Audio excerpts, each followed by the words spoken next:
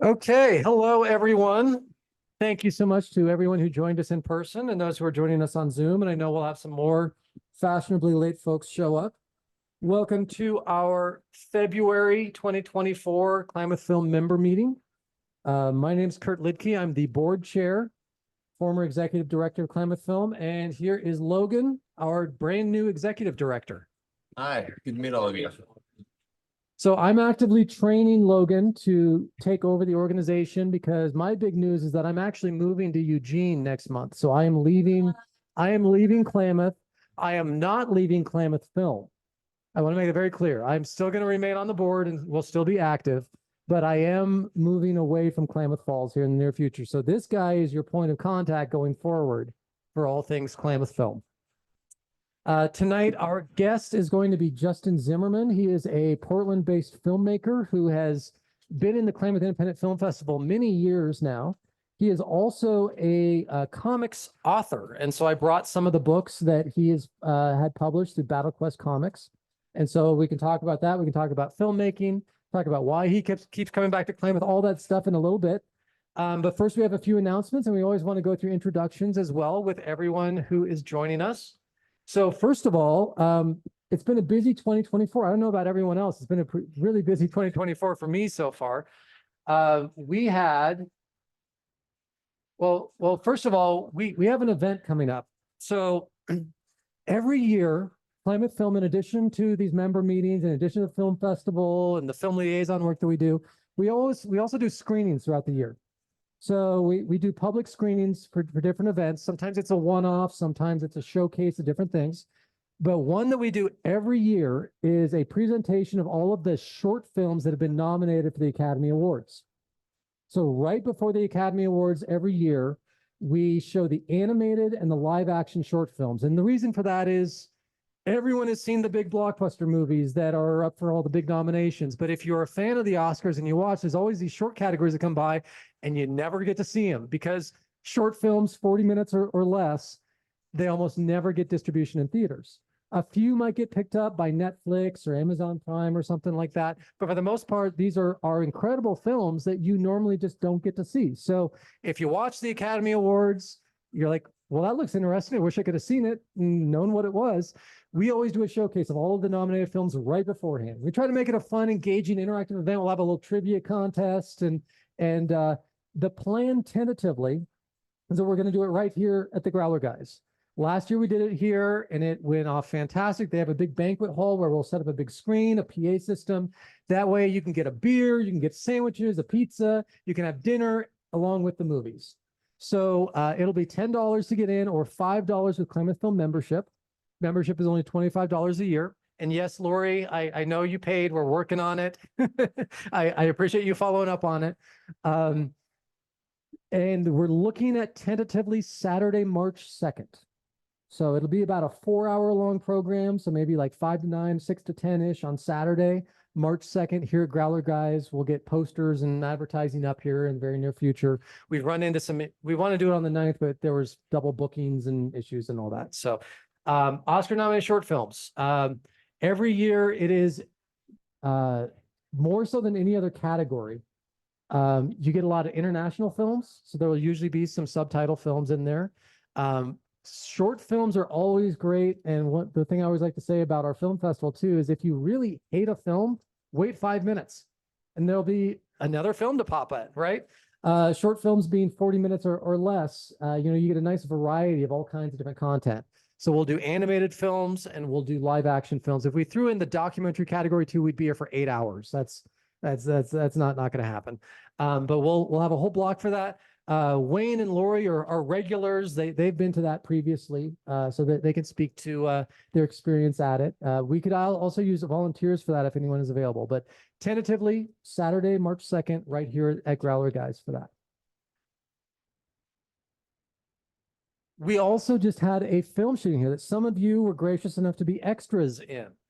We had a film shoot here for the last 2 weeks called When You're Not Here. The lead actor in it should be here any minute now. Bowen's running a little bit late, so he can talk a little bit more about his experience in it. But this was a Portland-based film crew. The director, J.T. Seaton, was in our film festival in 2023. and had such a wonderful time in Klamath, loved our festival so much, came here based on recommendation from another filmmaker in Portland, Rollin Stafford, who's been a regular at our festival for years, decided, I'm going to make my next film in Klamath. And so he did. So for the last 2 weekends, we've had a film crew from Portland here. Some of you were extras at Night Owl Bar. We were also shooting at a local house. We shot, this is the back alley behind Everybody's Vintage, where Bowen's character right there in the coat with the hair down, he died on some pallets back there over and over and over again as we filmed it. There's the setting inside the Night Owl Bar for some scenes that we shot. This is I wouldn't call it a straight up horror film, but it does have a little bit of that to it, more so kind of a psychological thriller film that hopefully we will be able to see the final cut maybe sometime this summer, and hopefully we'll be in the film festival this fall. And then there is our the producer on the left, Dylan Lawrence, and our director, JT Seaton, on the right at the Night Owl Bar. So for those of you who are extras, you want to chime in on the experience and what you thought about being part of it? Feel free to grab a mic there and talk about your experience a little bit. Well, this is the first time I've done something like this, but it was a good experience. It felt very natural actually to be a part of doing something like that. So it was real interesting to watch the pieces kind of come together where we're just shooting a couple of scenes, and then what will really be fun is to see it kind of come together. Because we were only in 2 of the scenes, and that was one at the Night Owl, and the other was when we were at the funeral home. And so it'll be kind of fun to see that actually come together in the stream of consciousness. Yeah. It was just a lot of fun. So Yeah. not so technical, but yeah, it was really fun. So, and really interesting to watch the whole thing be filmed and talk to all the people that were involved and see all the different people. It's just fun. Everyone who hasn't been on a film set has a certain concept of what it's going to be. And then when you're actually on a film set, you realize it's drastically different from what you thought it was going to be. But I really appreciate anytime that we have had cast and crew calls here in Klamath that individuals like yourselves have been willing to come out, participate, realize it may be several hours that you're just kind of sitting or standing around waiting for something to happen. Filming is a lot. Sometimes on a lot of film sets, it's a whole bunch of people standing around looking bored, waiting for one person to finish their job so the next person can do their job, so the next person can do their job, and then you can start filming for 5 minutes and then wash, rinse, repeat that process for several hours again.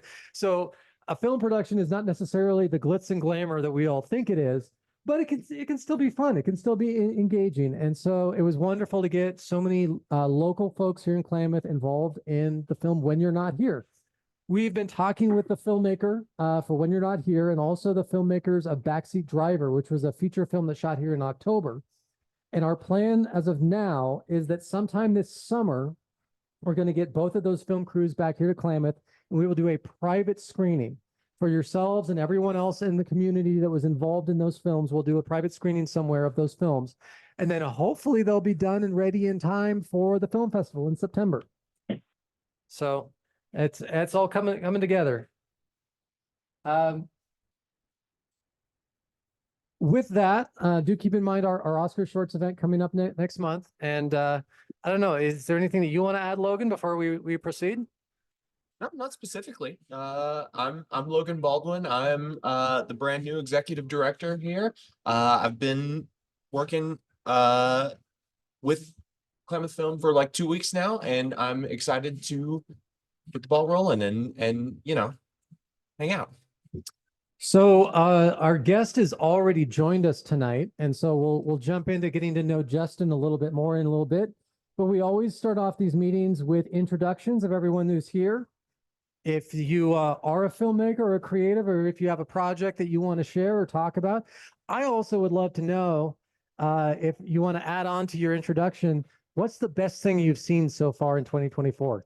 TV show, movie, web video. It doesn't have to be new. It could be something classic you just rediscovered or what. But if you've got a favorite thing that you've seen, please share it. So to start off, again, I'll introduce myself. My name is Kurt Lidke.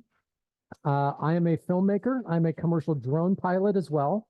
Up until very recently, I was the videographer at Klamath Community College, but I just resigned from that position because next month I'm actually moving to Eugene. So I'm going to be leaving Klamath, but not leaving Klamath Film. I'll still be an active member of the board, but Logan's going to be the one organizing these meetings from now on. I worked in Hollywood for about 12 years before I moved to Southern Oregon, and I've been a massive film fan. I probably watched way too many films than what is healthy for anyone to do so. And I've already watched a ton of stuff in 2024, but right now I just finished off the new Marvel series Echo, which I thought was really wonderful in the way that it showcased Native American culture without falling into stereotypes and cliches. So that was really well done.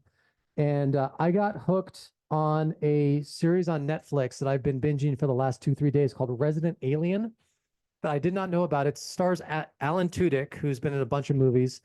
And he's basically an alien that crash landed in Colorado, and he's trying to fit in while gathering all the pieces of his spaceship together, pretending to be a local doctor and trying to absorb how to act like a human. It's very funny. If you love sci-fi with twisted humor, I'd highly recommend Resident Alien on Netflix.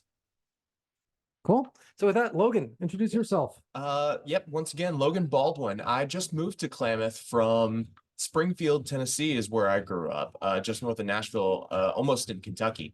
And so I grew up there, and I went to Vol State Community College, Volunteer State, Tennessee, and got a associate's degree in video production there. And then my wife and I moved to Memphis, where she was going to law school at University of Memphis. And there I was a product photographer for TJ Maxx and Marshalls for 3 years. And then when she graduated last May, she was, doing some job searching, and apparently there is a huge lack of legal professionals in Oregon. And I was like, I have never been any further west than St. Louis. She hates it when I say that. And so she saw this listing to be the new law clerk in Klamath Falls. And we're like, what's that? What's Klamath Falls? Right. And so we looked at it and we're like, we're young. We don't have kids. Let's go somewhere crazy for a little while. Here we are. So we got here in August, and I've been a trophy husband until about a month ago, a couple of weeks ago. And now I'm, woo, that's right. That's what I'm talking about. So yeah, that's me. I haven't done a lot of watching many things this year so far, but I've been popping in and out on Broad City, which is a sitcom from MTV from several years ago, and I really loved it. And we just Comedy Central, actually. I thought it was Comedy Central too, but the MTV logo at the end of every episode, I was like, what? This doesn't feel like Right. It feels like Comedy Central. But anyway, Yeah. I love Broad City. It's very funny. And then we also just watched through all of the new Mr. and Mrs. Smith series on Amazon Prime with Donald Glover and Maya Erskine from Pen 15. Mhm. And that was really interesting. It's different from the other Mr. and Mrs. Smith properties because it's a reboot. And it's more about the relationship than it is the spy stuff. You get to watch a couple who work together more than it is the spy stuff, and it's like, what is the relationship dynamic of a couple that live together and also work together, and they spend every moment with each other, and then that job just happens to be espionage. So it's cool. So they, and so that was really interesting, and I really enjoyed that too. And that's what I've been watching. Yeah. Fantastic. Jared? Let's go online. Lori, why don't you introduce yourself? Yeah, really glad that Justin's here as our guest, as well as congrats Logan on being the new exec. I'm Lori. I'm a Klamath Film member. Been member since 2017. Been a couple years on the board and then been volunteering. I have gotten 3 of my short films into KIF so far, around squirrels and puzzles. Awesome genre. thing I've been watching recently. Alana Soul had been Paper Wings and some other documentaries around the area and had been at KIF. She's the archival producer on Trees and Other Entanglements, which is streaming on HBO Max, I think it is currently, maybe somewhere else. But yeah, I really enjoyed watching Trees and Other Entanglements, just the relationships of trees, the complexity and the dynamic, just like over time, was really cool to sort of dive in, as well as it just had awesome footage, especially the archival footage with Alana Soul doing that. So yeah. Cool. Lori, I think you are your own genre. So I don't know if anyone else has done stop motion animation squirrels making puzzles before. So okay, congrats on creating your own very, very niche subgenre. Yeah. That and the filmmaker she's talking about, Alana Soul. Alana made a film a few years ago, a documentary called Samurai in the Night Sky that we had in our film festival. And also the Klamath County Museum did a second screening of it at the Ross Raglan. It was all about the Japanese pilot during World War II who flew over Oregon and dropped incendiary bombs to try to light our forest on fire, taking off from a submarine. And then years later, he was invited out to Brookings to meet everyone that he had bombed and yeah. So very interesting documentary. I'm not sure if it's on a streaming service or not, but we've done a couple screenings of that film. Wayne, you want to introduce yourself, sir? Hi, Wayne Sweat. I'm a board member, actor. As far as what I've watched this year, far too much YouTube. I haven't watched any movies yet, but I do love acting and support this group wholeheartedly. So thank you for everybody for coming. Thank you, Wayne. Let's pass mics down. Jared, go ahead and introduce yourself, sir. Oh yeah, watch out, that stand does come off. I say after the fact. Yeah. My name is Jared Hurd. I own 40 Deuce Films. I was with Nick Alexander Films last year as the cinematographer and editor. I started my career when I was 17 as a camera operator and been doing it in one form or another ever since. As far as best things I've seen lately, Killers of Flower Moon was really good. And if anybody's into music videos, Ren is the name of the artist. He's got a series called Money Game that's very good. The third Money Game is phenomenal. It's like watching a movie in about 9 minutes. So very good. As far as projects I've got coming up, shooting a couple of things this spring for the film festival. I've got a short narrative as well as a documentary I'm trying to get wrapped up for that. And I'm also launching a series called Klamath Chronicles. I want to tell the stories of some of the older people in Klamath before those stories are gone, document some of those stories. So working on that right now and trying to get some sponsors picked up for that. So that's really wonderful. That's something one of the things I'm most proud of is I was able to get my grandmother and grandfather on camera telling their life story before they passed away. And then I made short films about them that we showed at their funerals. yeah, So that's really, really so wonderful to impactful hear. Hear it from the people that actually lived it. Yeah, absolutely. Well, thank you so much for joining us and being a part of Klamath Film and being proactive as a filmmaker in our area as well. Let's keep the mics going down and please introduce yourself. And my name's Ellen.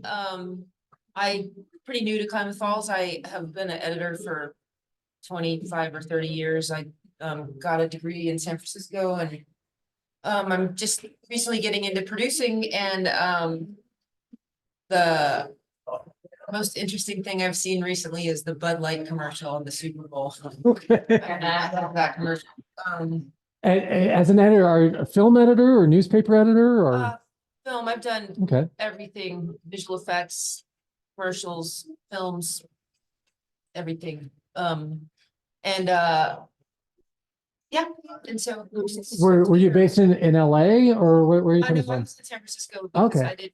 I didn't want to go to LA ever. So I managed to stay out of LA Avoided for the the most part. avoided the giant hole that is Los Angeles, the way Yeah. it just sucks people in. Yeah. So, well, thank you so much Yeah, for coming out. Great yeah. to have you here. Not a member yet, but I look forward to being a member. So thanks. Congratulations on your Thank you.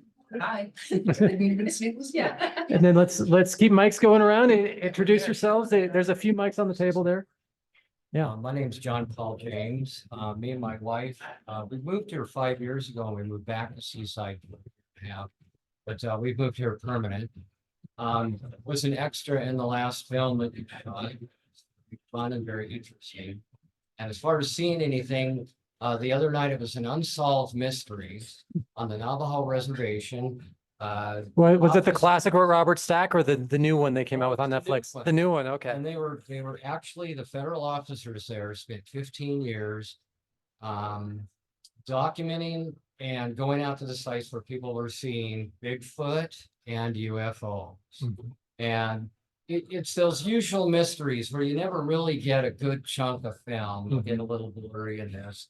Or something that could have been, like axe hit the trailer 3 times and they claim it was a paw. But those things are always interesting because you never ever actually get an image that isn't so grainy that you can really see what you're looking at. Or it's just a little blip, but I find those things. Great. Keep the mic going around. There's a gentleman behind you there as well. Ready? Yeah. Hi, my name is Phil. I'm attached to Ellen. I have nothing to do with film whatsoever. Film fan. And, Okay. however, Blazing Saddles just had its 50th anniversary. It's a So classic. that's It's the most an iconic interesting one. thing that I've watched recently and always will be every time I see it. It's genius. I've been in Klamath Falls since November and looking to meet interesting people doing interesting things.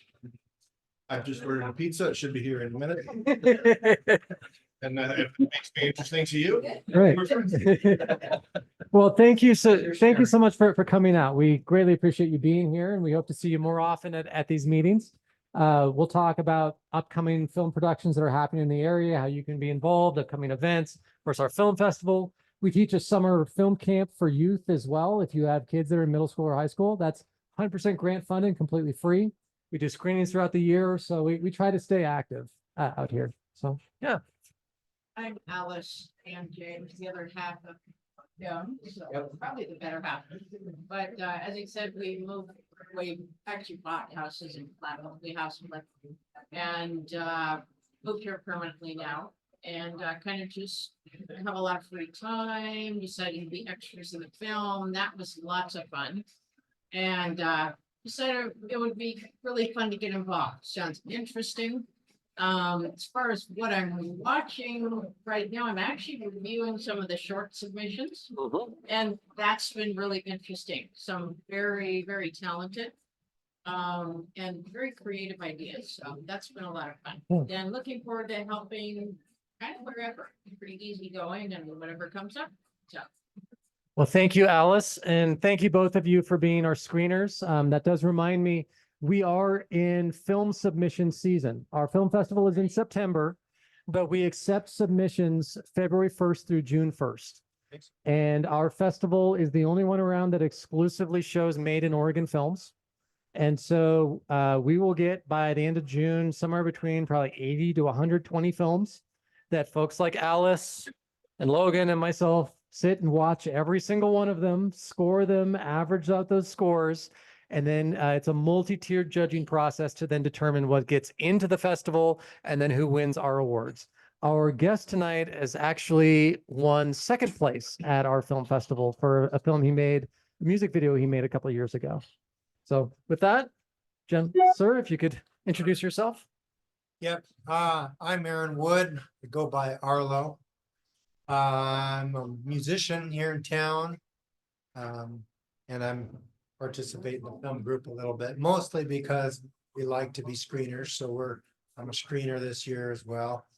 I saw there's already 8 films to work on now, so a lot of work. Far as things I've seen recently, well, we saw this movie the other night called Strays that is just wonderfully terrible. It was so It bad. was so raunchy and just so silly about some dogs, stray dogs. Yeah, it's Jamie Foxx and Jamie who Foxx. else? And yeah. It's just in the worst days possible. I mean, but it's entirely enjoyable. I mean, wow, so raunchy. There's a lot of joy to be found in terrible movies that are either unintentionally hilarious or they're hilarious for how non-PC they are. So bad. Of they're good. course, Phil over there mentioned Blazing Saddles, which is one of the top tier ones that like this could be so offensive. Oh, well, thank you very much. But it's also so genius in its structure that, you know, you can accept some of the Okay, blatant so racism. this was not Blazing Saddle genius. Right. Okay, It's no, it it's was bad, not, bad. but It's It was hysterical, right. completely hysterical. More so of like old school and American Pie and And yeah. that's it. We're just gonna watch something while we eat dinner, and we had to watch the entire. movie. Right, It was right, that right. bad. Yeah, there's always those films that are bad, but they're like they fill a niche and avoid bad. Like And what? It's got a niche. Yeah, going on one of there. my favorites is a film called Kung Pao Enter the Fist, Oh my gosh, yeah. which was Steve Odekirk took like some old 70s kung fu movies and inserted them into it. And it's so over the top, insane, crazy, and it's so stupid. So But it's dumb. get a beer and late night, sit down, watch that movie, and you will just laugh hysterically. Yeah. With you on that. I'm with you.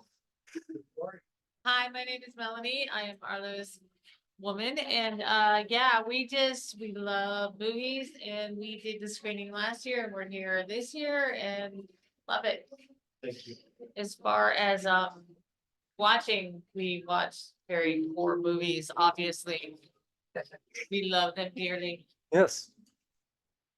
And Larry. I'm Larry Vernelli, and I moved here in November. I escaped from Los Angeles. And my agent called me 3 or 4 weeks ago. Can you come back to LA? I got a commercial for you. So I ran back down there and shot that. I just started watching the series Halo. So I'm really into it. I've been binge watching it. So Tell us about some of the films and projects you've been a part of when in your acting career. Phenomenon, Disturbia, Monk on TV, General Hospital. Adam Ruins Everything. I've probably I shot in The Game in San Francisco. With Sean Penn and Michael Douglas. A bunch of other ones, probably about maybe 40 movies. Probably where you would know Larry best is if you're familiar with the John Travolta film Phenomenon. He was the stand-in for Robert Duvall. It's his bare ass on the window when he moves John Travolta. So yes. That's me. John Travolta, Robert Duvall, the director, everybody. Well, thank you everyone so much for being here, and thank you to those who have joined us online. Before we get to know our guest, does anyone have any projects that they've been working on or anything upcoming that they want to share, or just anything in general film related? We always want to make these meetings a networking opportunity too, where we can kind of go over what may be happening in our area. I'd be perfectly happy to work with somebody on a music video. Well, talk to this guy right here. You two connect on that. And I will say, some of you heard, we do have a major motion picture studio feature film planning to shoot in Klamath Falls this spring. That'll most likely be a union project, but there will almost certainly still be opportunities for extras to be in that film. And Larry, almost certainly there will be a spot for you if you want a job on set. I'm sure we will find a spot for you since you are SAG. The film is called School Bus Head. It was written specifically for Klamath Falls. And we also just had a feature film shoot here last October called Backseat Driver that is currently in post-production and hopefully will be done sometime this summer. So we're hoping to be able to do screenings of all of those films. Cool. So if there's nothing else that anyone wants to add, let's meet our guest for this evening. Justin, are you still with us? Oh yeah, I was listening to everybody introduce themselves. Hey, hello, Justin. So first of all, a couple quick things. Justin has been to the Klamath. Oh, Yeah. There's look Justin. at those gams, huh? Looking good. I think that was 2021 or 2022 of you joining us at the Ross Ragland Theater. You've had several films at our festival before. You had a music video for a band called Jack the Radio that won an award with us. You also That had, was an animated music video, which was Yeah. a lot of fun to create. and you've had a couple of other narrated films and documentaries at to our festival. And additionally, you also work with Battle Quest Comics. I brought some of the comic books Ah, cool. that he's worked with. So this one, the 27 run and Trident and a few others, those are comic books that Justin has written. So you can kind of get a sense of what his day job is like when he's not working on films. And I also set up your demo reel to show real quick. Oh, cool. And sometimes this, it doesn't necessarily translate into Zoom, the audio carrying over. So I'm going to put the link to YouTube Yeah. for Lori and Wayne in the chat. So if for some reason audio doesn't carry here, you two can check it out there. But let's take a look at some of the work that Justin has done.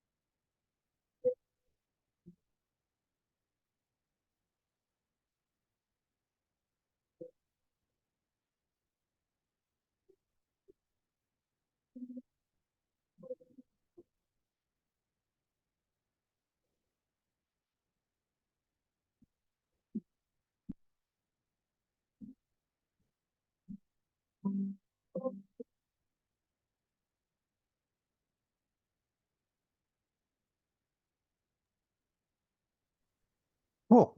So there's just a quick tidbit of some of the work that Justin's done: animation, documentary, narrative film, as well as his extensive comic book work. So Justin, we definitely want to get to know a little bit more about you, your background, how you got into filmmaking, some of the things you've worked on.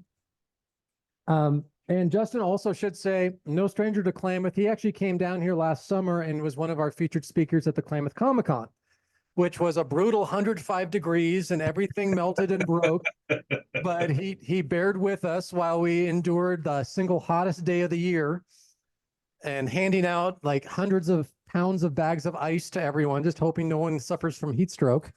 But we endured, we made it through. No one died at the event. And we do sincerely appreciate that you were able to make that trip down and participate in our Comic-Con. First, Curtis, great to see you. And Logan, it's nice to meet you as well. I was interested in who was going to kind of take the reins, and so I read that press release. I guess real briefly, everybody, I got my master's in film about 20 years ago. I was one of the last generations of students to shoot, edit, and finish on film. So I had a lot of experience actually working in analog all the way through having a final optical soundtrack on a print. And I'm very grateful for that, as arduous and as expensive as that was.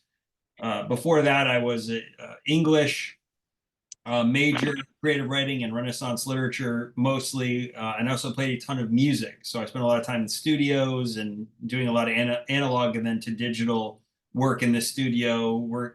Bands are interpersonal relationships. You're making something, unifying a bunch of different parts. I think that was really helpful for me as I continued to get into film. And then I worked in a number of after school and summer camp programs. I put myself through school. So I worked first in inner city Ohio. My undergrad was at Ohio State, and my master's was at Ohio University. So that was Appalachia.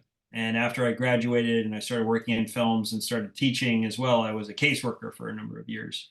So I like to think about, especially when I continue to teach to this day, I like to think about the fact that I really am a product of all these different experiences based around the idea of making work, being a good collaborator, and really appreciating community and the people who are around you, which eventually will bring me to Klamath. So long story short, I think in this day and age, if you are a filmmaker, you either go to, someone mentioned staying out of Los Angeles, you either go to those places or you try to find your own way.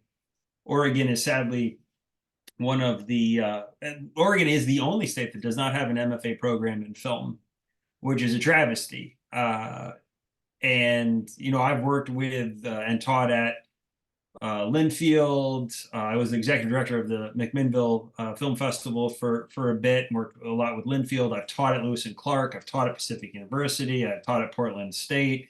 I've been a guest artist or a guest teacher at a number of other schools. And so I worked really hard to live and work in Portland, Oregon, and love this state and love this city. But it's a difficult place to make a teaching career if that's something you're interested in. I was a tenure track professor before my wife and I decided to move to Portland because we loved it so much. And that was my kind of sacrifice. But one of the things you can see on my website, and I'm very active on LinkedIn. So if you're on LinkedIn, please come and connect with me. But check out my website. One of the feature-length documentaries I made was called Smart, which is about this extreme animal rescue team. I spent 3 years following them, and they're a Los Angeles team. I've spent a lot of time in Denver. I'm a guest artist in Denver right now for my 3rd year with some of their students. And Los Angeles, another city I love. I spent a lot of time in New York through the New York Comic Con, but this city and this state is really for me. And it sounds like listening to many of you introduce yourselves, you've either found yourself in your place, or you are, or you said, this is the kind of place I really want to be. And I really respect that, finding your own community and finding your own way to be creative, artistic, and frankly, pay your bills. So I did not grow up wealthy by any stretch of the imagination, and I've never been a starving artist. So my work has either been paid for by grants, or I've paid for my own work. Meanwhile, I've continued to teach and to work for companies and to mix the work for hire with creative stuff as much as possible. And then I'm getting older, so the years just keep getting bigger and bigger. But I think about 10, maybe more years ago, I grew up with comics. I've always loved comics, and I had a lot of scripts I was writing, a lot of projects I've worked on that I was never going to be able to get the budget to pay for on the big screen. And so I started actually writing comics, then independently publishing them, and then getting published. And what happened was publishers started to realize that I'd had this huge wealth of basically organizational communication background, running teams, asset management, bringing all different, having an artistic credibility, but also kind of keeping people on track. So I started getting hired by publishers, and now I'm celebrating, I guess, my 2nd year as the media director for BattleQuest Comics, and I have some writing that's coming out from them. But most of my work there is kind of keeping the company and the publishing schedule and the books on track, working directly with artists, and it's nationally distributed, so the books come out in comic book stores every month. And I'll have more and more stuff published through BattleQuest. But for instance, the Trident book you saw there, I edited that book. But the 27 run, that's my series, and that's been published by a different by a New York publisher. And I've had my stuff published, probably 5 or 6 different publishing companies, one in Europe and then the rest here domestically.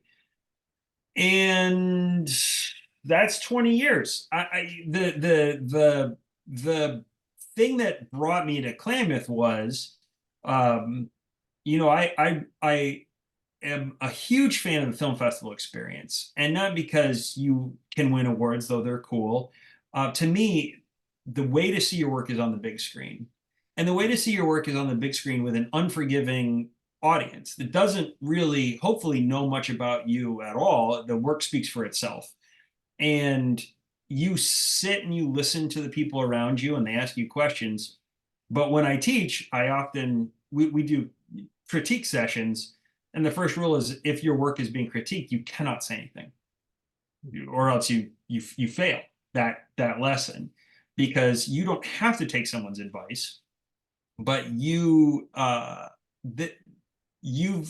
asked them to talk to you about your work, and thus you owe it to them to listen.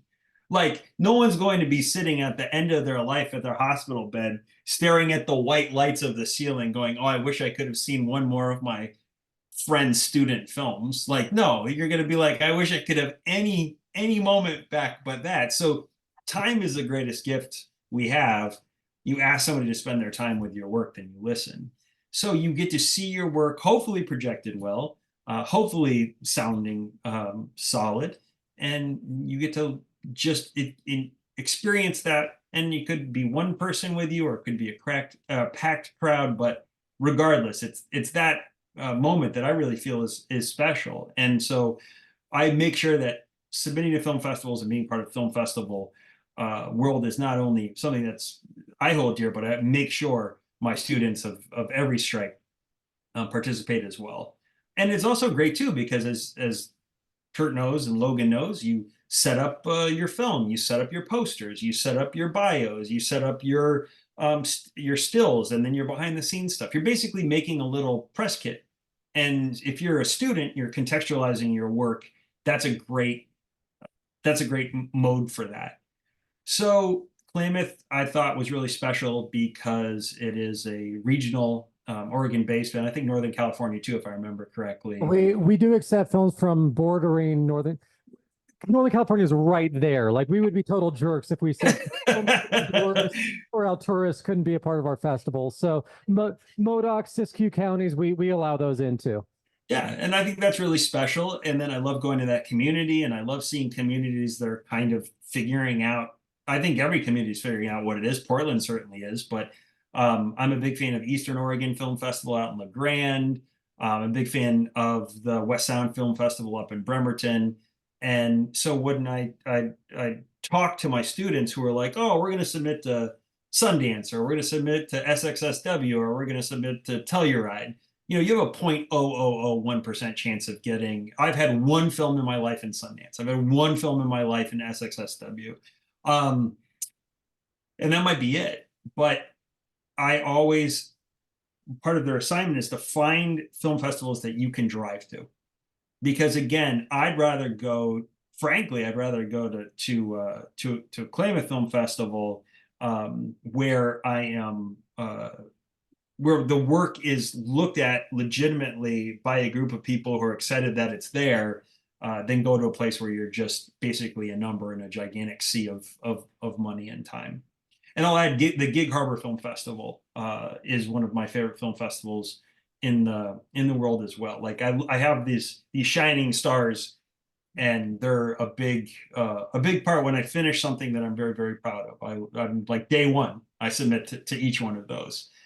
So I guess that kind of, I guess that's kind of an introduction to me and a little bit of my work and why I'm here.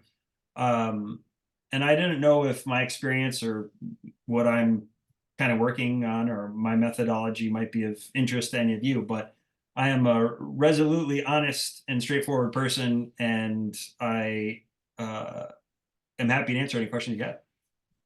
So, Justin, you've been in our festival, I think, every year since what, 2020, 2019, something like that? Yeah, I'm not sure. I think there's been off and on years, but I'm a pretty prolific individual. So I think when I finish something that goes into the film festival world, I submit it for sure. So I think I've had a couple socially oriented documentaries, and then Jack the Radio Creature was an animated music video. And then Justin was the very first filmmaker to submit a film for our festival this year. So for our Oh, I didn't know that. That's great. yeah, he was very prompt. And as soon as the deadline came around, or as soon as the window opened, he was first one through to submit his film for this year. So, so this thing we do every single month. We bring in someone from the film industry for a very casual, off the cuff conversation. Next month it might be an actor or director or sound composer, whomever. And so Justin, being kind of a jack of all trades here, as both a director and writer and all that, I thought, and someone who's had experience here in Klamath numerous occasions, thought it'd be a good person to bring in and kind of talk about his experiences, what he's done in film, any advice that people may be seeking, and also just to maybe share some fun stories. So you did, of course, mention that you come to Klamath, and I'm not begging for compliments or anything, but what is it that you enjoy about Klamath that maybe makes us stand out from other festivals? Well, I mean, again, I think the idea that it's focused on the geographical area and it's focused on the work. The first year I came down, because I've been down twice. The second time was for the comic book convention, which was great. But the first time I came down, it was right after the fire, and so you're driving down past through these forests of just black trees, which was stark and beautiful. And it wasn't right after the fire. It was the year after, and it was still there. But some of the work reflected that. I don't know if you remember I think the student film, the dance. Yes, yeah, there was that, and then Nisha's film also, filmmaker in Ashland, Medford area, made a documentary about her entire town burning down and the aftermath of that. So we end up getting a couple of themes from year to year. 2023, we had a whole bunch of films about related to water.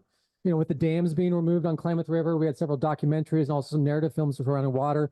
The year before that, we had a lot of films all about the fires in Phoenix and Talent area. And there seems to be certain trends in films being made across Oregon.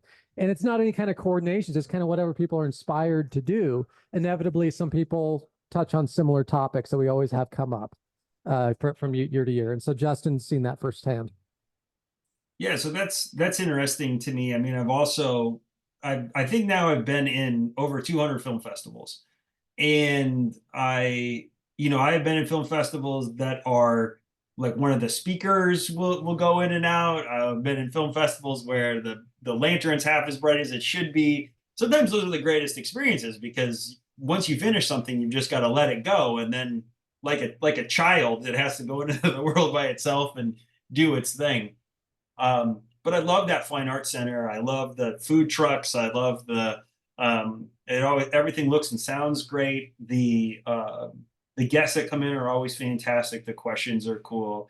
And then I like to go just walk around the little bookstore, and the pizza place is killer, and the record shop, and it's just a really intriguing community. And I'm a big fan of that kind of intersection between community and creativity, for sure. Lori had a question too. And Lori, you have to jump in if I don't cover this, but my MFA, the reason I picked where I went to school is because it's modeled after UCLA or NYU, which is that I was one of 18 students, and half of the class in each of the 3 years were from other countries. In fact, some people had received their MFA in other countries and wanted to get their MFA here in the States because that was important. And so you make your own film every year. And to me, that was essential. So you crew on other people's stuff, but you're not tracked like at a more vocational program. And I was a sound person, so I just would have been sound for everybody. And then then I would have gone into the world and been a sound person. But every year you make your film, every year you work with other people on their projects, and shooting on film meant you had to be really thoughtful about time and cost and exposure and consideration. You just couldn't shoot and see what was going to happen later. We did color correction with chemicals, so you really had to think about what was in the frame rather than I'm gonna just go crazy with my Da Vinci or whatnot when I'm in post. And then cutting on film meant that when you cut, you spliced it back together and you ran it through the Steenbeck. And if you didn't like it, you took it back apart and put what you cut out back in again. I'll tell you, you really are thoughtful about how the timing and the rhythm of things, if that's your process. So even though I can flurily like edit like even though I can edit like a mad person with my mouse and my keyboard and whatnot, I really am methodical about how I cut. And actually the music background is really helpful for that too. I'm always thinking about the rhythm of things. And sometimes my students are just aghast because they'll be like, try to take 2 or 3 frames out of that. And how does that feel?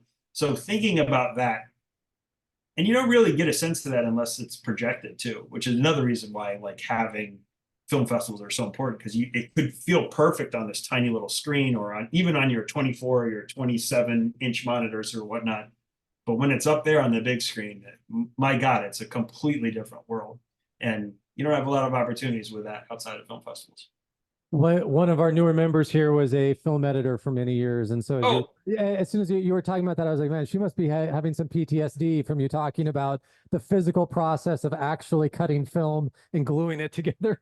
Well, I went to the Academy Museum in LA and they've got Thelma Shoemaker's Steenbeck that she cut Raging Bull on. And there's and if you look at your Premiere or whatnot, they've got bins and they've got splicer, and the kids don't have any idea what that means. But yeah, I had a bin and I had the film like hanging down from the bins. And but there is a nice, I think, a quiet movement I have a Bolex, people coming back and shooting more on film, 8mm and 16mm. It's pretty easy to get developed, and then it's expensive, at least comparably speaking, but you can get it brought over as 2K or 4K and get to work on it. So I think a lot of people are rediscovering film in that process.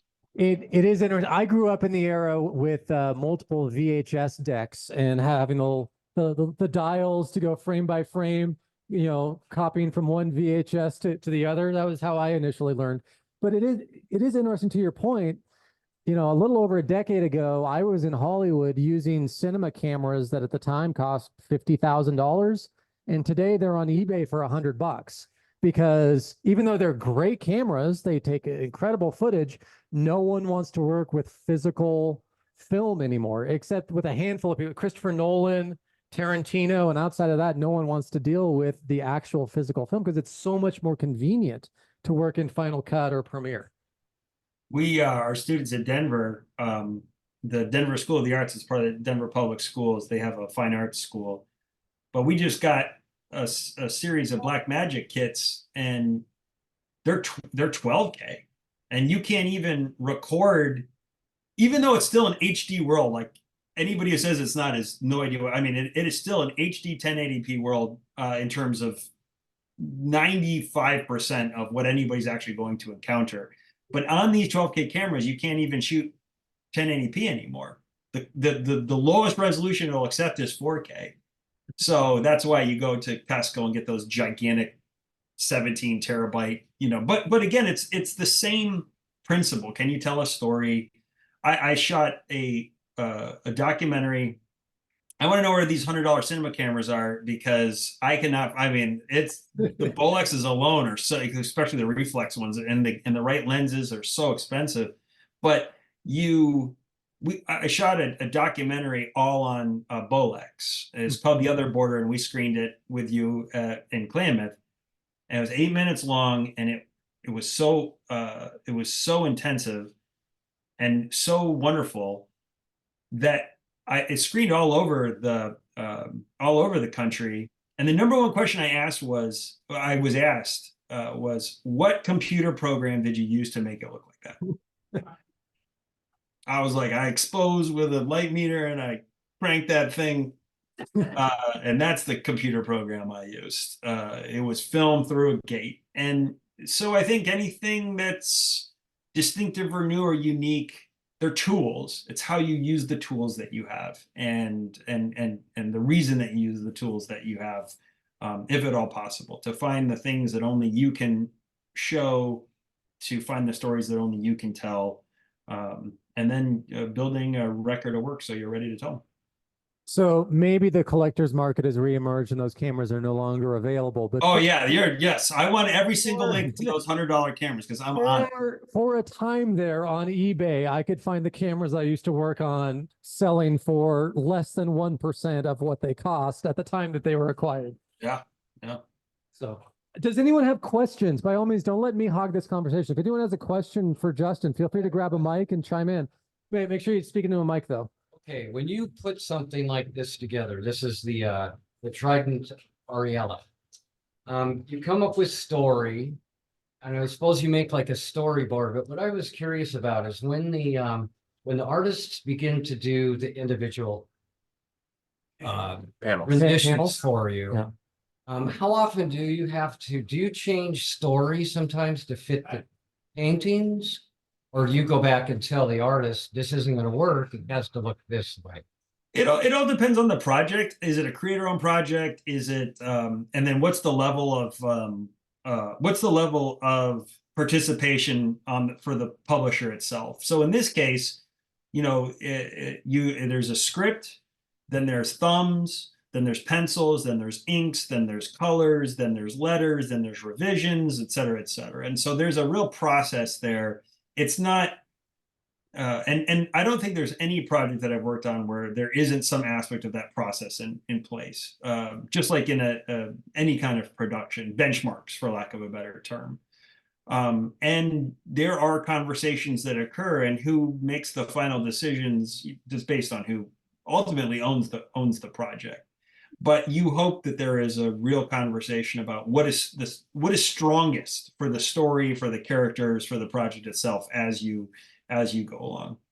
And in that case, the creator, Lee, he won 2 Hugo Awards in 2022, and he's a renowned fantasy cover artist for decades, but he never made a comic book before.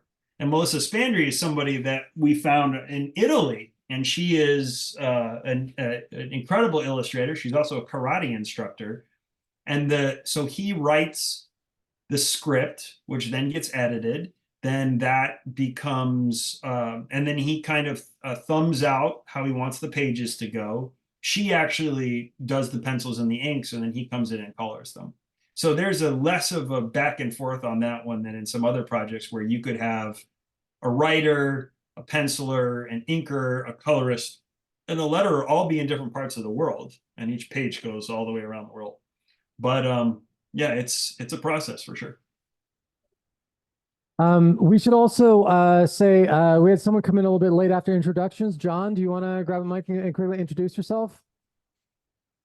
And then we're also going around saying our favorite thing that we've watched so far in 2024. It doesn't have to be a new thing, just something you've seen that you really enjoyed. I'm just John Sketstad. I'm been here for a while, just getting busy with a lot of other things. So hopefully I'll make my cyberpunk movie one day. But teaching digital arts at Eagle Ridge right now. So it's always good to have people that are in the arts, because I'm hoping to get more interviewees. Because I think the kids just have a disconnect. It's like they're so used to consuming it, and I'm like, now create it. Right. And I don't think they quite can see. They haven't quite grasped just how lucrative art is now compared to, like, say, the 80s or other times. How old are the kids that you're teaching? What's the age group that you're talking about? Well, there's about 13. I got 2 classes of the same stuff. There's about 13 in each. And so I talked to one of the previous instructors, and he suggested to start with Adobe Fresco. Was this high school or college? What's the age? High school. Okay. And so I had to make some stickers. Because I mean, all their laptops are plastered with them. So I'm like, aha. That's, one of the things you got to do as a design, creative designer, is look at the trends. And you got a trend right there in front of you. So we did that. And of course, we just went through tools like watercolor and then the paint. And right now I'm having to make a font. And I'd like to also just talk a little bit about AI, even though a lot of them are like, but I'm like, you gotta know it. You gotta know it one way or the other, whether you use it or not. And then I'm hoping to get into Blender and have them make an animation and a little bit of green screen work. So that's what I'm up to. But this looks great. I'd love to have, I got one kid that's into making comic and stuff. So yeah, it might be nice to talk to you later at some point. Sure.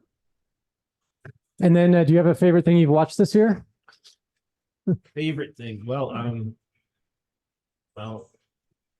I've been watching the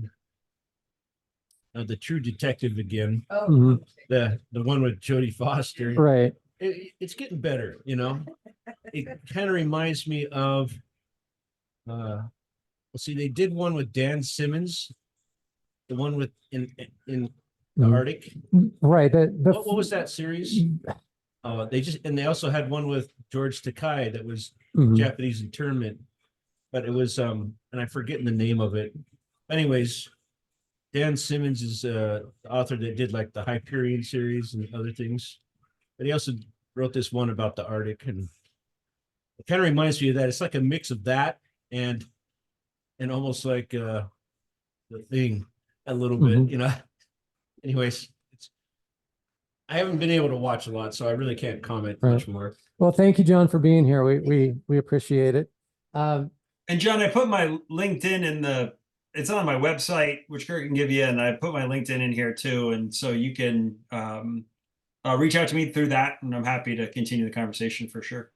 Cool. Thank you. Right. I got another question. Yeah, so I had at one point I had a literary agent, and I've had management before, but as I continued to stay independent, and basically kind of concentrating on the comic book work, most of my film stuff is social oriented documentary, which doesn't need a lot of agency representation, though. I have a short narrative that I submitted this year, which I'm pretty proud of, that we shot in LA.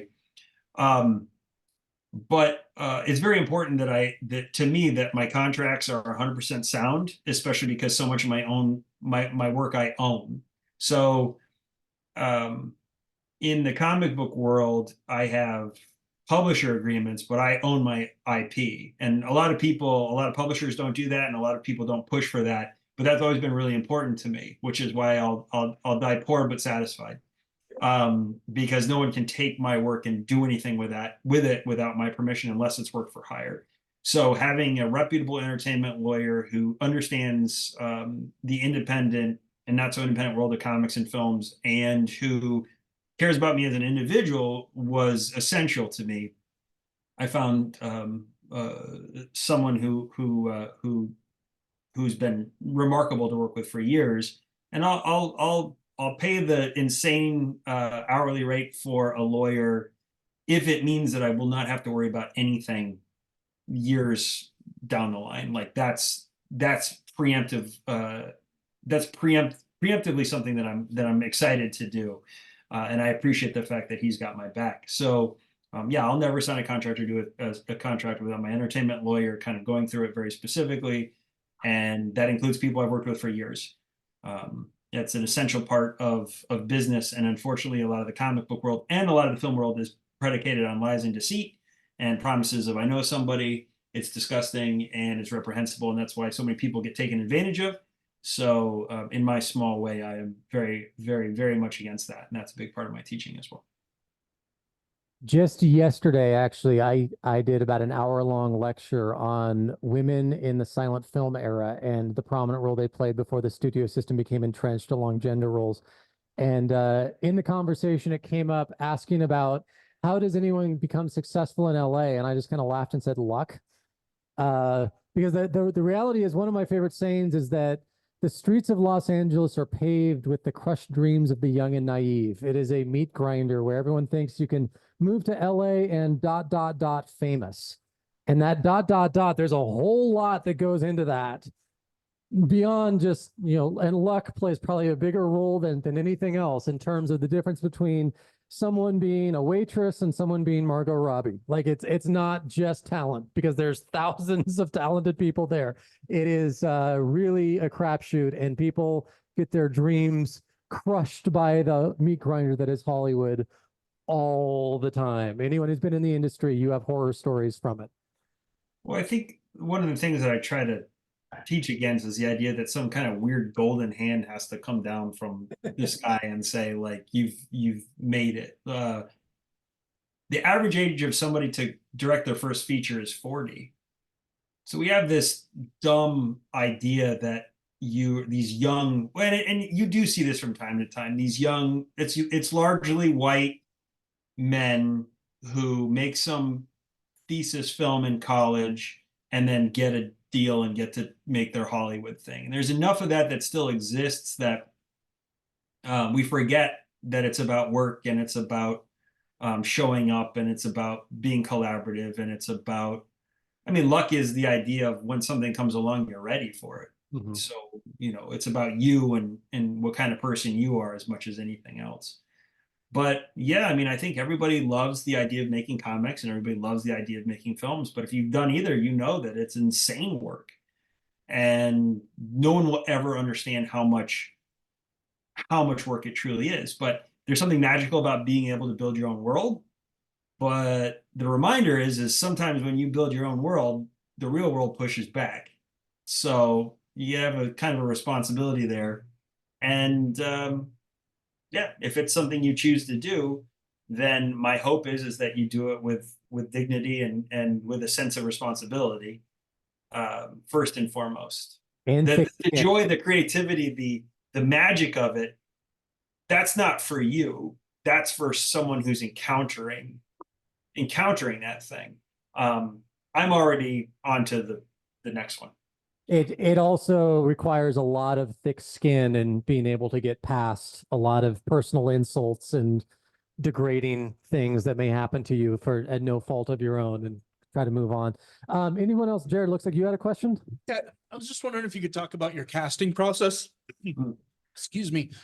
Every project I've ever done casting for, you're always compromising on who you wrote that for. The person that you get's not exactly what you had in your mind. I'm just kind of curious how you approach that. I mean, it's kind of the same thing in comics, where you hire an artist because they're bringing their own skill set. So you try to write to the artist, but then you also have to let them do their jobs. That again, I think part of the casting process is based the project itself. So for the film that we submitted this year, we had a talent agent, we had cast, and so we looked at all kinds of tapes and brought in people for final interviews. And there again, it's a lot of it's just your experience. How is this going to work? I think in general, I think a lot of time, and I'm not sure if this answers your question or not, but a lot of time people become overwhelmed by choices. But I figure in life, if you have choices, you're in the very small percentage of the luckiest people in the world. I mean, most people just have to do this one thing over and over and over again. And I think creativity is a lot like that too, where you just have to do something because you have to get through the day, or it's going to start raining, or this piece of equipment just broke, so we can't do the reverse shot. So what are we going, when you have those moments where you get to encounter and take a breath and listen, I really love that. And so I think the idea is not to put too much pressure on yourself that you have to make a choice, but just be excited that you have a choice to make, and then go with your experience, go with how things kind of feel together. And again, it's not just you. Hopefully you have a team, at least one other person to talk to about that, because I have had decisions that I would have made massively incorrectly on casting if I did not have a small group of people who I talk through the process with. So even if it is your job to make the final decision, it's also your job to make sure that you listen to the experts in the room. And that has saved me a lot of heartache.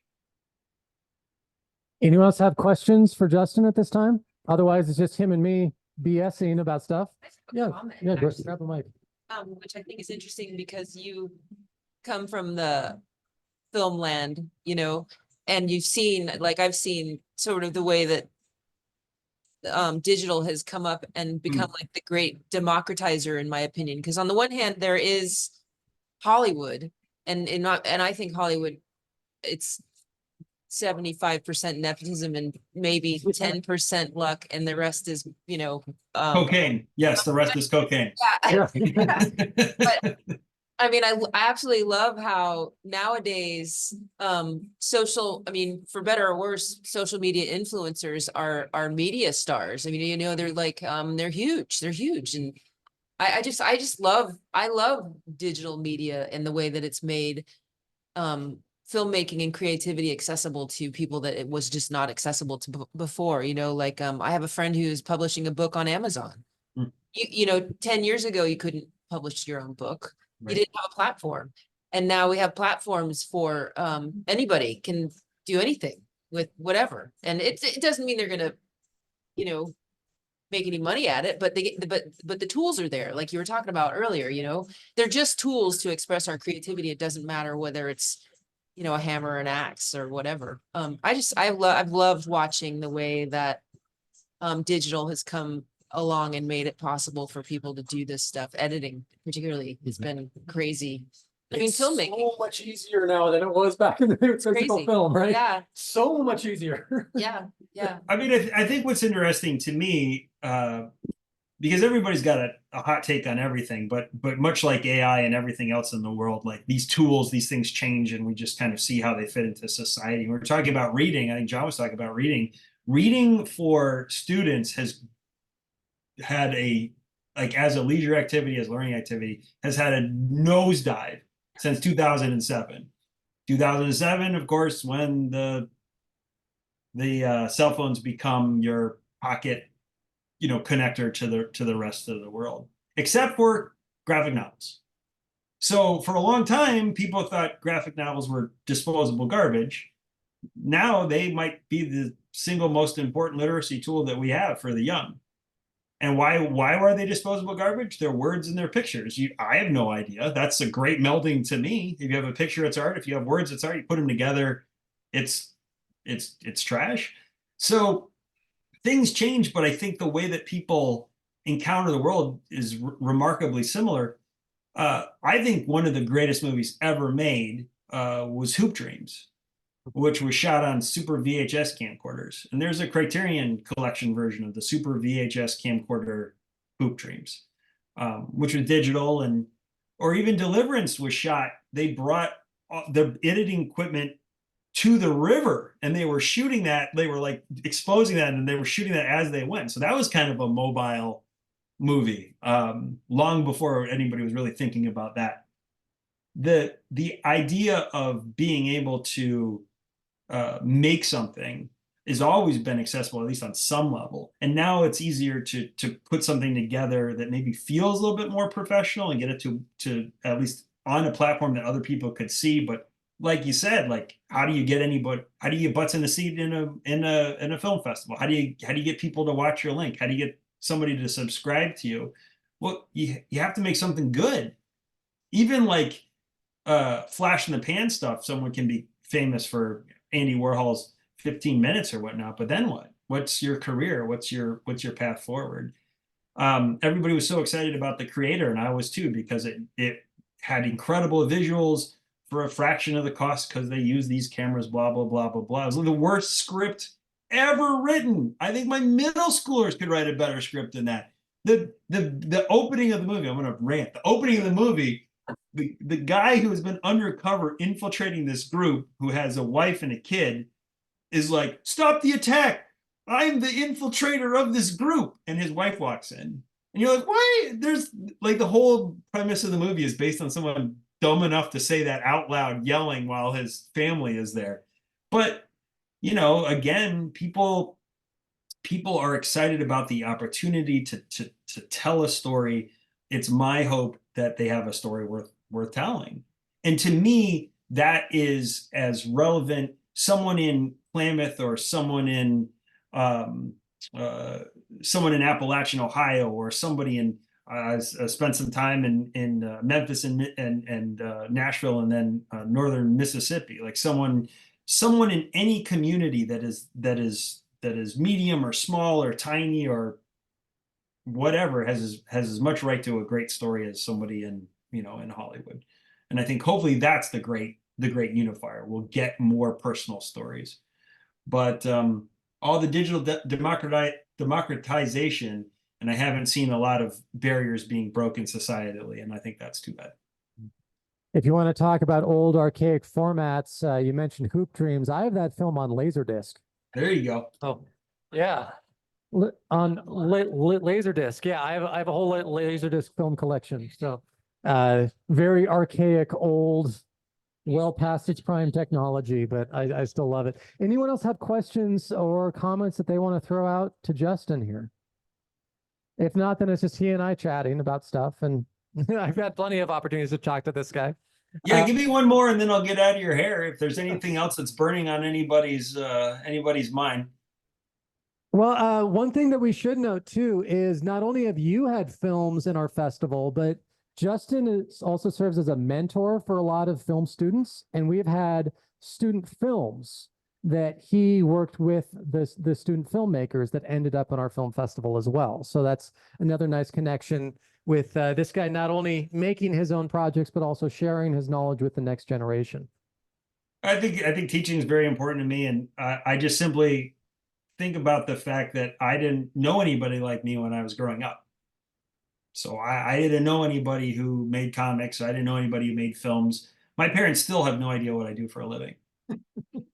My favorite story is I had done this giant, this was like 10 or 15 years ago. I'd done this giant project in early Blu-ray technology, and they got a Blu-ray and they got to watch it. And my mom, bless her heart, she goes, "Justin, I loved it. It was just like a real movie." And I was like, that is the best. I'm gonna remember that for the rest of my life. Like, but Mom, it wasn't real. So there's still that massive disconnect. And I think that's the kind of thing that keeps you humble, because you're just making something for the world. Hopefully it's much more about the thing than it is about you. Like, you have to represent it and you have to fight for it and you have to speak for it. But the best work speaks for itself. And that's what you want to leave people with, the work and not you.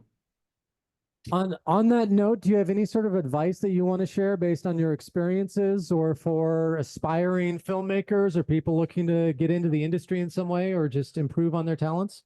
And Lori asked a similar question too. Interested to know if there are some transferable skills or lessons learned in one area that have helped you be more successful in another area. I think whatever you do, just try to do it with integrity and passion. Like, try to learn from it. I think almost everything that I've ever been paid for comes out of me actually doing a project that I volunteered for or that I made because I felt like I needed to make it. Projects that aren't about making money, but are how little money can you lose telling the story that you need to tell. And it's not a bad way to look at budgeting in life. But I mean, being a caseworker helped me become the socially oriented documentarian that I am. Working for gigantic companies that like Cisco System or Getty Images, I learned about how to organize data in such a way that it would be very helpful for film work and comic book work. But really, this is basic, is just be the decent person when you're working with other people. Like, you're not always gonna have a great day, you're not always gonna be your best, but show up on time, show up early, be honest, work hard, appreciate people as much as you can, and remember, you only have so much battery. So a lot of people, their dream job is to do the thing they've always wanted to do for work, but then you don't want to do it for fun or for relaxing or to get away. It doesn't mean as much. So you lose some of that. So be careful about how much you put into any one thing, because you only have so much energy, for sure. And get things done. I mean, I guess that's the last one is, you can sit in your parents' basement in your underwear surrounded by your genius all you want to. That's fine. But if you want to create a record of work, if you finish something, you listen to people, you put it away, you work on the next thing. Like, get things done. Finish what you start. That's how you grow. To that point, though, the old saying in filmmaking is that a film is never actually done. You just run out of time, money, or both. So there's, especially the bigger the film, the more of a strict schedule you're on, because there's millions of dollars being invested in marketing and maybe a toy line being manufactured and all these other ancillary factors where it has to come out at this time to line up with all the other things that money's being spent on. So at some films, they just flat out run out of time or they run out of money. It happens more often than you think. Well, what's amazing when you finish something too is that the thing that bothered you so much, you're so worried about, disappears. I mean, it gets done, it's finished, goes into the world, people react to it, and the thing that consumed you, I mean, you have to be careful, largely disappears. In fact, I try to find something wrong after it comes out, because once I found the thing that's wrong, then I won't obsess about it anymore. I'm like, oh, that's the wrong thing. And then you move on. But yeah, I mean, again, that running out of time and money thing, that's just life. Like, you run out of time, you run out of money, it's over. So get some stuff done and try to have a decent time with it. The only one who gets an exception to that is George Lucas, because he's on revision like 4,000 of the original Star Wars movie, that he keeps changing little tiny nuances all the time. Yeah, and every time he goes back, it gets worse. And that's, I mean, that's a great cautionary tale, for sure. For sure. It's interesting, if you have Disney Plus and if you've pulled up A New Hope lately, there are little nuanced things that every 6 months or so, a new version of A New Hope ends up on Disney Plus now, where they keep going back and tweaking little teeny. The latest was they changed the one scene with Jabba that they first installed in '97 in the special edition. They changed him again last year. So now it's a hologram Jabba instead of the one that was there before. And no one cares. Exactly. Oh, well, you were just talking about that aspect of filmmaking, but does what you were saying in terms of time and money also apply to comics? Oh yeah, of course. I mean, it's a production based realm. It's a time based realm. You have people who are working at all these different stages, and they're very similar in that sense to me. You want to talk at all about your latest film that you just were the first in line to submit for Klamath Independent Film Festival?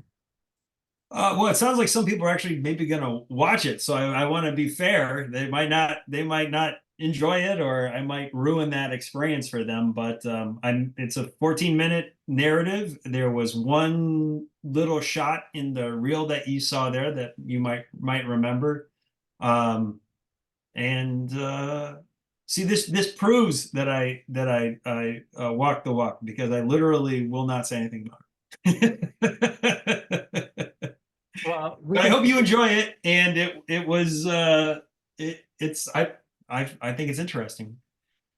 It has an interesting family dynamic, I guess, and we can just leave it at that. Yes, perfect. Great.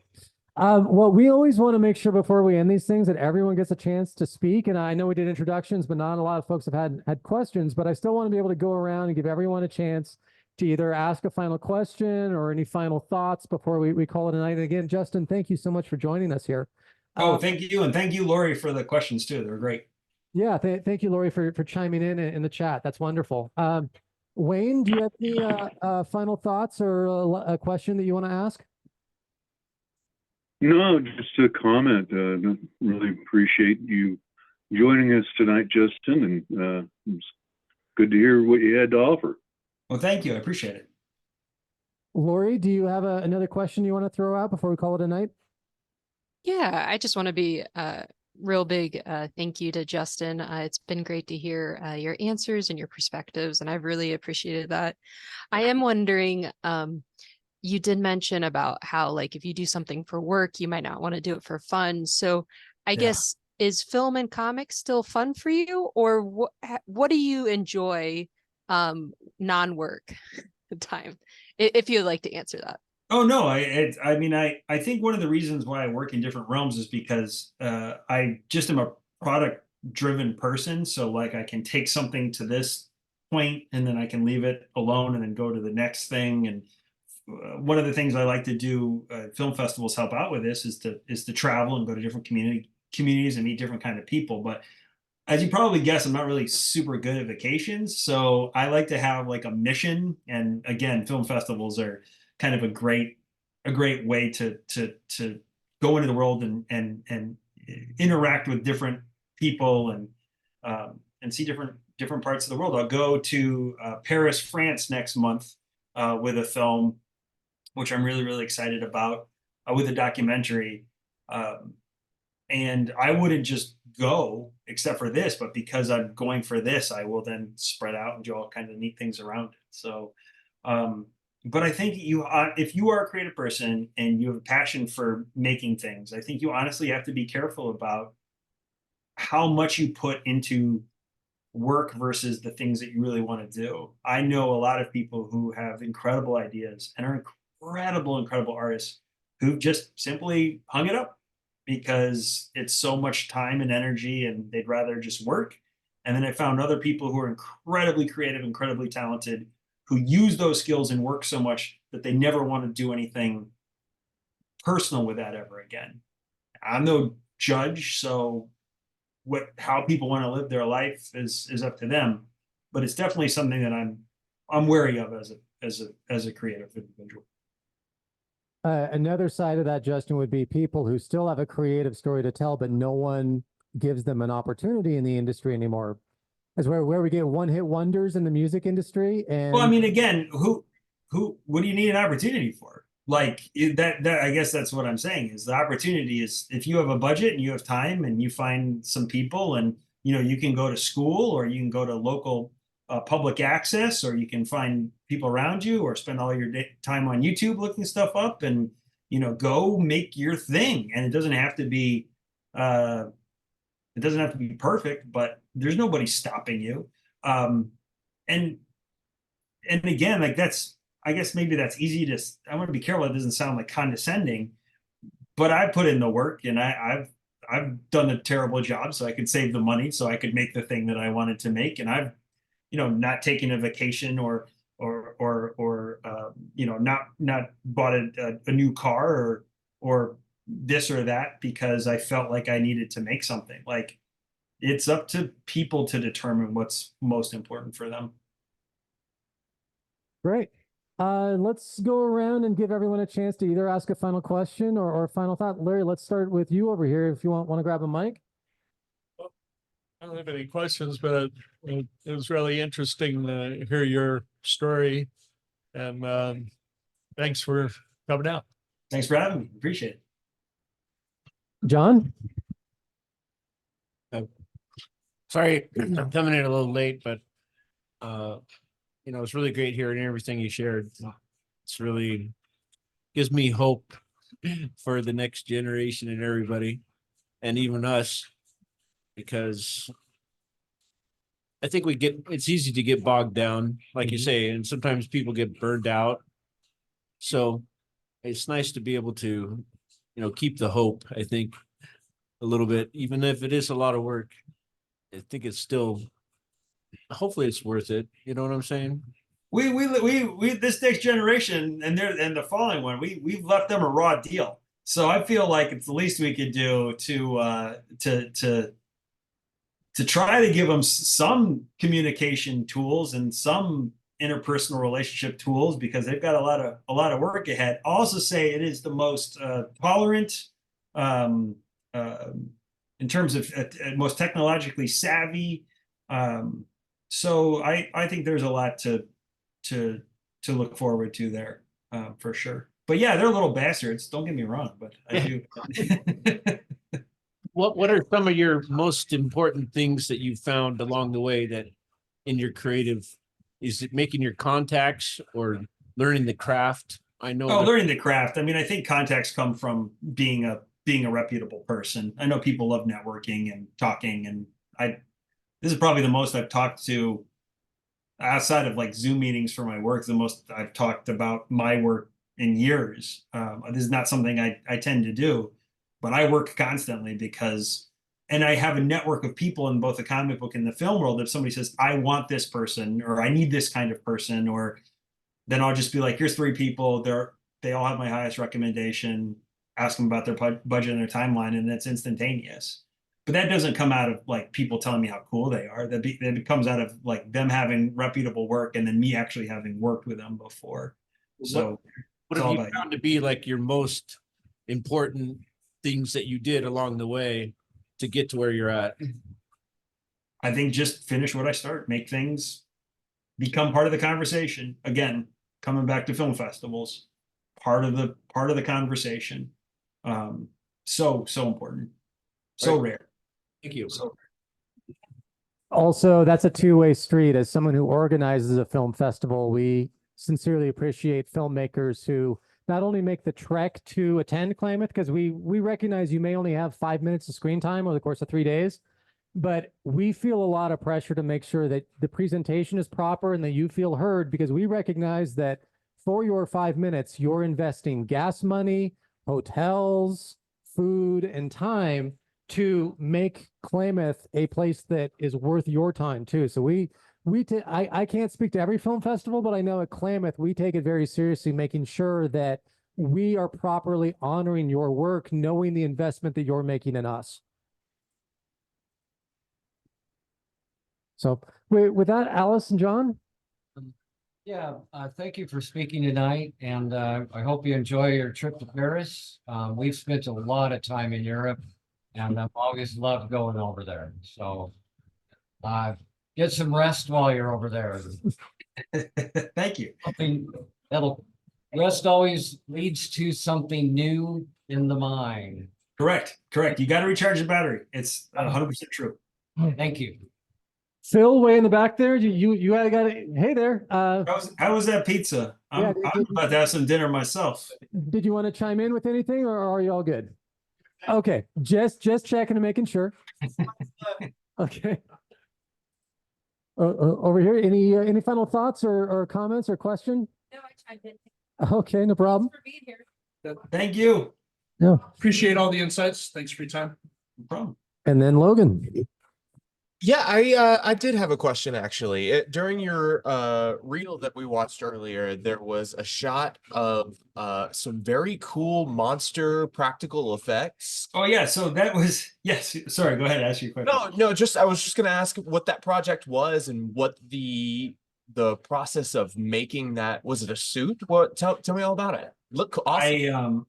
It's a little bit of a story, but I'll make it quick. So there was a lady who lived down the street from me here, and her son was starting to get into horror movies, and so she asked if she didn't have any context for like what are good horror movies and what weren't. So so she asked if I could start watching movies with him, and I was like, yeah, of course. She's a photographer, an incredible photographer. And so we started with like Poltergeist and Gremlins, but Indiana Jones and the Raiders of the Lost Ark is his favorite movie of all time. And so Chris Walas, he did the face melting scene in that. He created the Gremlins. He did The Fly. He won the Academy Award for The Fly. And I wound up working on a project with a special effects lead here in town named Christina Cordum, Ravenous Studios, and then she knew Chris. Chris lives here in town, and I saw him present at our local Hollywood theater. And so we had breakfast here in my neighborhood and talked about film and whatnot. We're walking back, and he was walking, and the little guy's name was Kian, was walking towards us. And I said, Kian, this is Christina from Ravenous Studios, and done this television show and Portlandia and Grimm, and this is Chris. He did the Raiders of the Lost Ark, the face melting scene. And Kian, he turned white, just white. And he like bobbled like a bobble doll. I thought he was just going to fall down and he was going to hurt himself. But it was a magical moment. Well, Kian got into film and acting and got into a fine arts school here in Portland. And I was testing out a couple of camera systems, a C300 Mark II and an Alexa. And so I wrote a little script with Kian, and it was a 3-minute long film, and so we shot this interview thing with the Alexa, and then we turned my garage into LED lights and fog machines, and Chris created a costume. And so then we had Kian got to actually act and work with Chris. And so we made the short film. Again, like a film can be 3 minutes long, and be in film festivals across the world. And it was, this film went all over the place. And so that was a scene of Chris. And so Chris designed this costume, and he had to go, I think, to Columbus for a funeral, but he refused to let anybody else do it was hot as hell, and he refused to let anybody else do the creature. Like, he really needed to perform it. Like, what a cool guy. And then so that actually got into the Portland Horror Film Festival, and we all got to see it in the giant Hollywood theater here in Portland together, which was incredible. And Kian's grandfather got to see it shortly before he passed away. And so it was a big deal. And so again, we talk about like a 3-minute film, and it's just 3 minutes, but like that can have immense power, that brings people together. And Kian won an award for it. And Kian was accepted into Columbia, which is one of the 10 best film schools in the country, but decided to go to the new school because he wanted to go to New York. And he is now in the new school in New York as we speak, studying film and working with NYU students and kicking some butt. So there you go. And the number one question people ask me about that film: what computer program did you use to make that amazing creature? And so there you go. There's always something to be said about practical effects versus, as great as CGI is starting to look these days, there's still something about practical, and you gotta love the filmmakers that when they can do practical, they want to do practical. Christopher Nolan's a great example of that. So much of his works you look at and you think, oh, well, that had to have been on a computer. Nope, that's stuntmen, and they're actually blowing up a truck and actually jumping off the thing. And yeah. To your point, though, in terms of suffering for our art, and Larry, maybe you have some examples of this and Wayne might as well, in terms of acting and some of the things that people suffer through. I've done quite a bit of mascot work. So I've been in big, giant stuffed animal costumes, and it's a ton of fun. It is also a hot, sweaty mess. And the people who are in big, giant costumes, or all like plastic or silicone style stuff, or they're sitting in a makeup chair for 6 hours before cameras ever roll. The performance may be great, it may look great on camera, but you don't realize the suffering some of those people have to go through in order for their 5 minutes or even 5 seconds on camera to be able to present some of that stuff. Justin, I don't know how much of that work you've done, or Larry, if you've ever had to put on some crazy costumes or. Yeah, let's say it's one of the wraps that shut it in Chico. Okay. Where this big muscular guy costume. Giant muscular costume. Okay. Yeah. Taking the head off. So right. And then you in between takes, you're getting like the water come in just so you don't pass out in the suit. And yeah. It's appreciate people who like have been Godzilla over the years and whatnot, because they really suffered for the craft having to be in some of those costumes. I wish Bowen had been here. He could have talked about when he was working on When You're Not Here, the film that just shot here, because he had to wear, for the funeral scene, contact lenses that were totally whited out. So he was completely blind, wearing contact lenses as a ghost. Even something as simple as that, he had to be, you saw it, he was having to be walked around everywhere, guided, because he could not see a single thing out of these contact lenses. Yeah, and he also mentioned like when he was playing dead in the alley, it started to rain, and he had to redo it because he kept blinking because the drops kept hitting his eye. He was to do it with the eyes closed. He was trying to do this big, suffocating, dramatic scene of final death, and every time that he's trying to do this with his eyes open, it's raining, and so he keeps getting drops hitting him right in the face. So we had to redo that several times to get it just right. Yeah.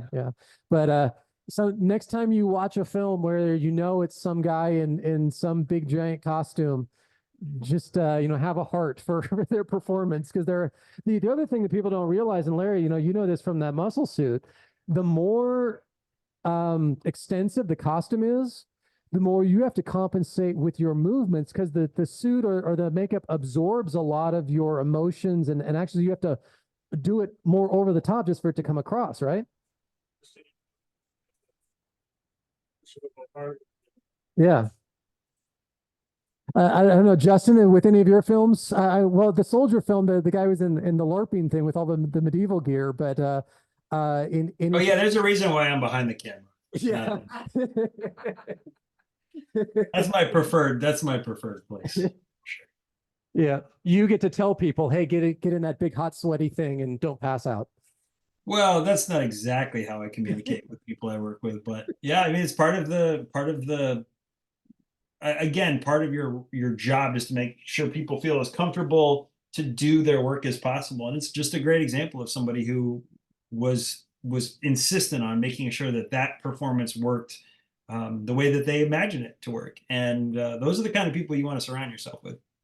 So what I'm talking about there, for last year's film festival, we had a film from Justin called Soldier that he's still working on. He's still tweaking it. That's the film you're taking. Oh no, that's not true. So it was in Oh, okay. 30 film festivals, and we won 8. And this was a project I Okay. did with blood, sweat, and tears. It's a documentary, and it's free at soldierdocumentary.com. So if you'd like to see something that I did very, very recently, that's available for all now. Because of the really important subject matter, we decided to make sure that it wasn't behind a paywall, that it would just be Okay. available for all. So yeah, that's now officially out as of the end of the year.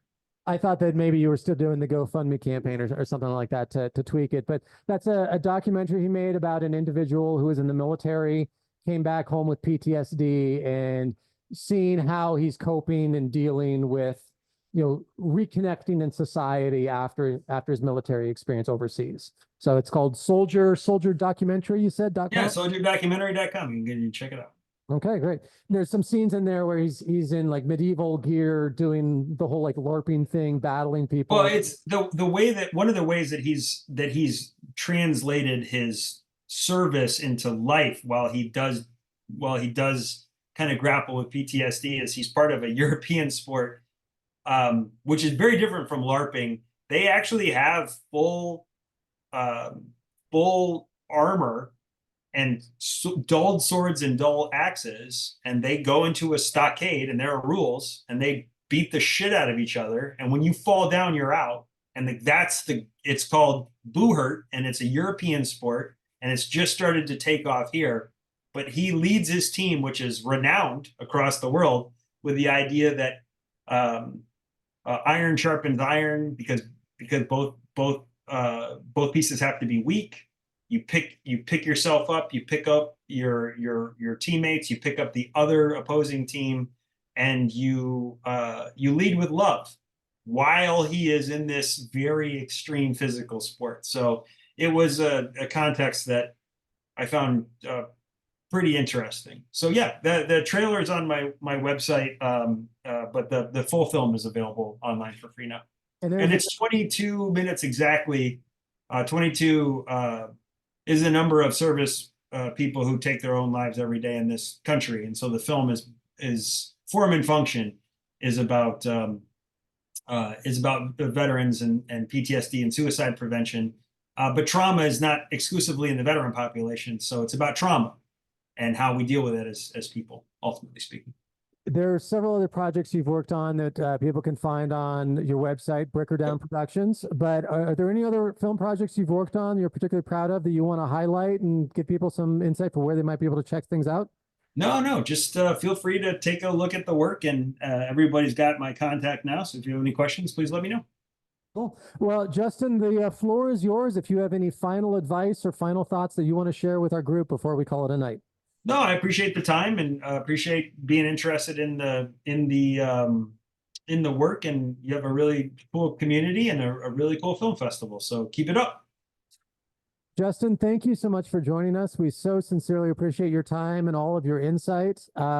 Please remember, we do these meetings third Thursday of every month right here at Growler Guys. So come back in March Logan here will be leading those going forward. And Saturday, March 2nd, we will be doing our Oscar shorts.